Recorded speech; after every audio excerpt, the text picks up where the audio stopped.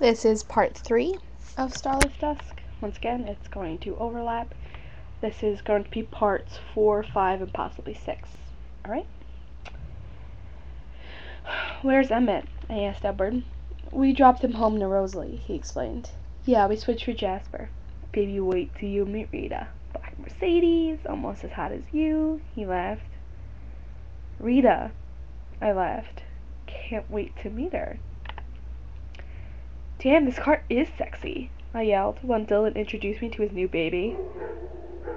Her name is Rita. A sexy car gets a sexy name, he laughed. Then I think you should have named her after me, don't you? I giggled. Props awarded, that was good. This car is on the 5th floor of the National Sexy Headquarters building, and my love, you were on the top floor penthouse. This car's nowhere near as sexy as me. Bravo, baby, you're playing your hand well. I laughed. I glanced at my watch. It's 6 o'clock. It was almost 7 by the time we arrived back in Buxford. Dylan pulled over to the curb in front of Carol's house. My things were sloppily thrown on the front lawn. I reluctantly looked for the handle of the door of the car. I found it and pulled it towards me. Dylan took my shoulder, and I turned to him. He looked concerned. I'll get him, Dylan suggested. No, I shook my head. I want to. It will really hit her if I take them. Besides, I want to. Okay, I'll be right here, he said. He leaned over to the seat and kissed me. I dug into my shirt and pulled out my locket, let it hang visible. I took a deep breath and opened the door again. I got out of Lexi and walked towards the trunk.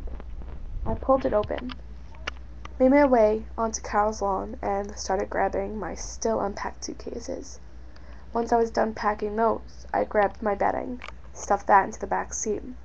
I was grabbing my last few things when Marcy came parading outside. I smiled at Marcy.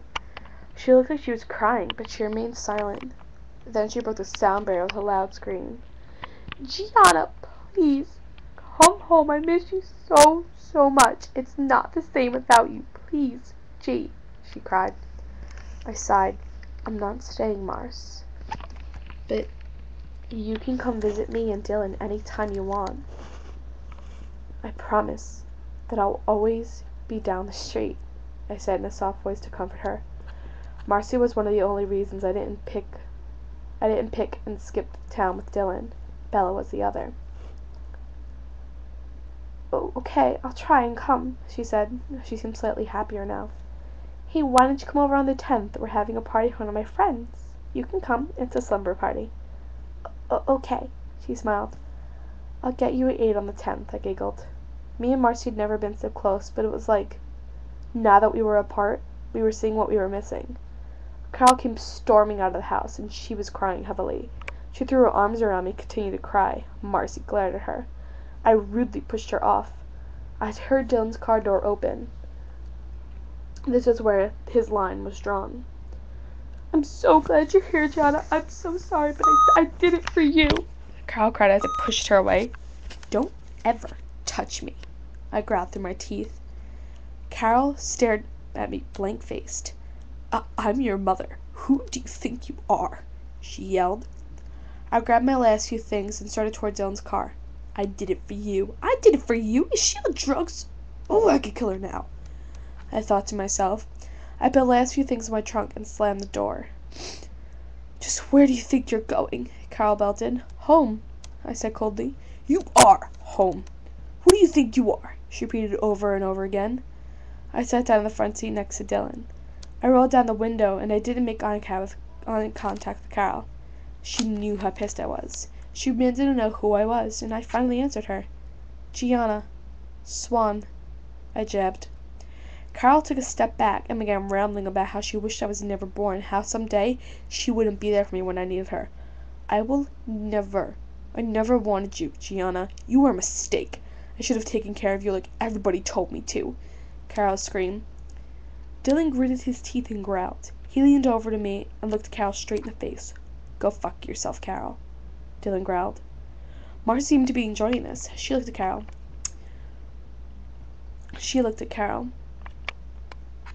Yeah, screw you, Mom, Marcy said loudly, but not in a scream. I smirked. Carl continued to curse my existence. I closed the window and looked at Dylan. He nodded and took off towards the house. When we got there, Dylan brought my things in, and I tried to help, but he refused. When he was finished unloading, he joined me on the couch. He took me into his lap and held me tightly. He breathed into my hair a little. "Are you okay?" he asked in a concerned manner. "I'm fine." I growled through my teeth. I took a deep, prolonged breath and calmed myself. "Could we talk about something else, maybe?" "Sure. What'd you get me?" Dylan chuckled. I smirked. "What'd you get me?" I questioned. He smiled widely.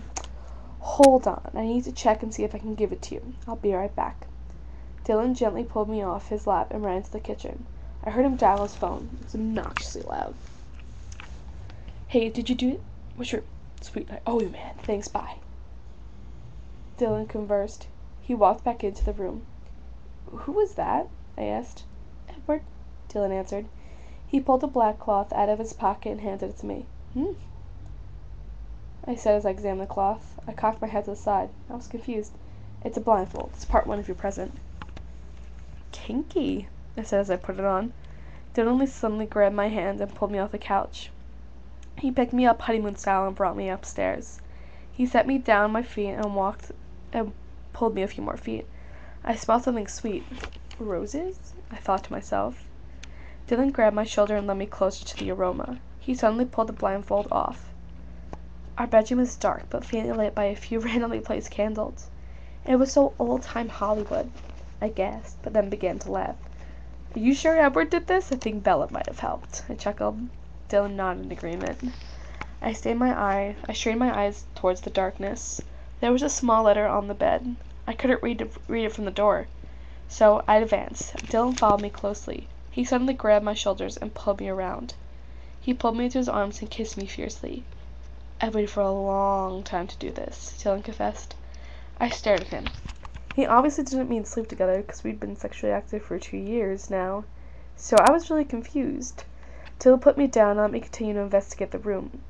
I walked over to the bed and was able to get closer to a small card. It had my name written on the front in the most beautiful script I'd ever seen. I picked up the note and flipped it open. 2 words written inside were large and black, and they took me back. "Will you?" Such simple words. Why were they causing me to cry? It was because I knew what they meant. I turned to Dylan. He was now kneeling on the ground. He had a small box in his hand, and I wanted to faint. "So," Dylan said softly, "I want to spend the rest of my life with you." "What do you think the answer is?" I cried happily. Dylan stood up and pulled me into his arms. He kissed my forehead gently. Then he chuckled. "I guess you want to say your ring." He laughed. I nodded and chuckled. He sat me down on the edge of the bed and opened the ring box. He took the ring out. He took the ring I had been dreaming about for my entire life and put it on my finger. I still couldn't believe the ring was mine. It had a very large, cushion-cut square diamond in the center, surrounded by smaller square diamonds. The band was filled with an uncountable number of smaller diamonds and sparkled faintly in the candlelight. "Do you like it?" he asked softly. "Baby, I've been dreaming about this ring ever since I was a child. It's literally my dream ring." "How did you know?" I rambled. "You described it when we were freshman year. I had made it 2 years ago, and it's literally one of a kind," Dylan said. I kissed him as intensely as my body would allow me to. I whispered "I love you" to him over and over again. "You really remembered?" I asked as he put me down. "Yes, I remember everything you say to me, no matter how dumb it sounds," he said. I kissed him again. "So where's my Dylan's sentence was cut off as the light flashed on. I looked over Dylan's shoulder to see who was there, and I have to admit, my heart was racing. I thought it was Carol, and I calmed down to see who it was when I saw who it was. Yeah, next part coming up soon.